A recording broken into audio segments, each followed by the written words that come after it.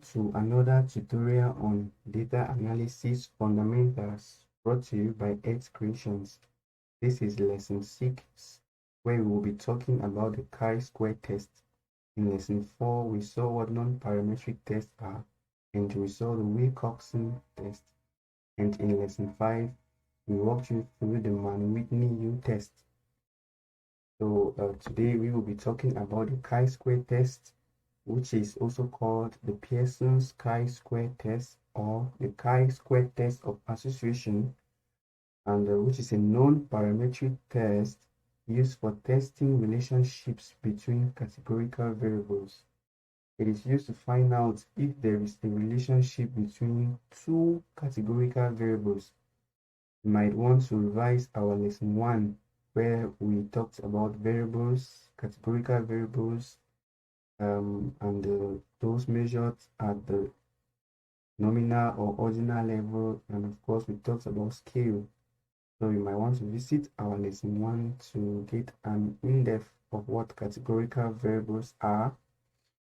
And in the chi-square test, our null hypothesis is that no relationship exists between the categorical variables, and we'll be testing to see whether or not this is true. When to use the chi-square test, your two variables must be measured at the ordinal or nominal level, and these two variables should consist of independent groups, and your sample size should be at least 100 and not greater than 500. If your sample size is less than 100, you might have insignificance.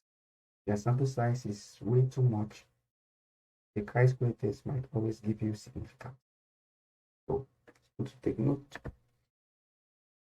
chi-square tests and some examples. Is there a significant relationship between gender and sexual education? And find out using the chi-square test. Is there a significant relationship between gender and the prevalence of hepatitis B? Is there a significant relationship between voter intent and political party membership? Is there a significant relationship between type of enterprise, say sole proprietor, limited liability companies, and computerized accounting? Recall that the chi-square test is widely used in healthcare to test for the relationship between a disease and its risk factors. In that light, we will be demonstrating using the data set of one of my students who worked on Helicobacter pylori, which is the bacterium responsible for gastritis. So we will be testing for the relationship between the risk factors of Helicobacter pylori and the presence of the bacterium itself, if there are any relationships. Of course, these risk factors are gotten from other researchers who have outlined them. And so the student wanted to know if these risk factors are also true in her own setting. So we will see that in SPSS. Okay, we're here, and you will see that our student has a sample size of 100, and you see that all her variables are categorical variables measured at the nominal level. If you go to the variable view, you will see that the variables are measured at the nominal level. They are all categorical variables. We will use the results for the stool antigen to compare with the risk factors. And the risk factors here are, we have sex, where we have two independent groups, male, female. We have the age range, level of education, occupation, history of the infection, and many other risk factors. So in SPSS, we will go to analyze, come to descriptive statistics, come to crosstabs, and then we can always choose any of the variables to the rows and send any to the columns. But I always prefer to choose the variable under testing to the columns, and then in this case I'll send the risk factors to the rows. You can always hit the control key and you highlight you select the factors that you want. Or if all these factors here are your risk factors, you can just take Control A, all will be highlighted, and then you send them to the rules. In this case, I want to leave out this one. I'll just select some of them, and remember that each of these risk factors will be compared with the result. You can send to the rules. We come to statistics and then make sure the chi-square is checked and phi and Cramer's V are checked. So phi and Cramer's V is checked. This one will show you the strength of the association. Remember we said the chi-square test is a test of association. Then we'll click on continue. You come to cells and percentages.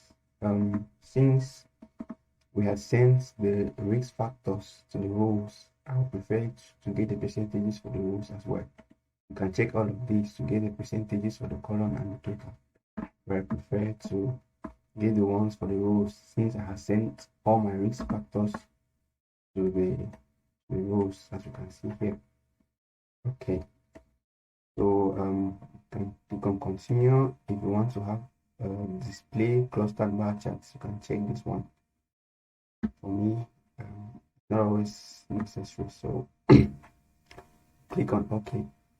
And then we have our output, and this is a summary. If you look at the very first one, the very first cross tabulation, we will see that for the age range 11 to 20 years, the total number tested, we have 8, total positive, we have 1, and we have the various percentages. You see that the percentages are given just for the rows, which is good, because this is what you really need to. Maybe you want to copy a result to a spreadsheet, say an Excel spreadsheet, to organize them. You know that the total for each row should equate to 100. So as you can see, out of the total 8, 1 positive, which is 12.5%, 7 negative, which is 87.5%. And then you can come to check the p-value. P-value is 0.7, which is not significant, and the chi-square value is 1.2. Okay, can move down. Level of education, not significant. Occupation is not significant. Okay, remember when you have something like 2 cells, okay, here we have 20%. Whenever you have greater than 20%, you have to choose Fisher's exact test, the p-value for Fisher's exact. I hope we're going to have one so that I can show you. For the history, we have p-value of 0.03, very significant, and Pearson chi-square.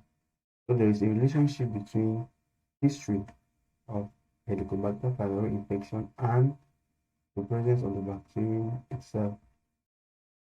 So looking at our table, we will see that those who have been diagnosed, 10.3% of them are positive. And for those who have never been diagnosed, 31.0% are positive. So you will see that those who have never been diagnosed are more prone to having the bacterium than those who have been diagnosed. Of course, we are talking about the stool antigen here. Health personnel will understand better that if it was a blood antibody, this result, the cross tabs might give us different results because the antibody can remain in your blood even as long as you are not infected. Okay, and is there anyone that has? Okay, we have this one having 3 cells, and in brackets 75.0% have expected count less than 5. So in this case, we are going to choose Fisher's exact. So this is the p-value we will take, which is 1. And there's something I also want to tell you, that when you have a p-value that is 0, 0, 0, I don't know if we're going to have one here. Let's see. Any. But whenever you have a p-value that is 0, you don't report as 0 in statistics. You report as p less than 0.001. That's how you report it. when you're taking the 0.05 alpha level, you see P is less than 0.001. Okay, remember when to use the chi-square test. Your sample size should be at least 100 and not greater than 500. You should have categorical variables. You should be comparing two categorical variables, and the variables should have independent. Oops.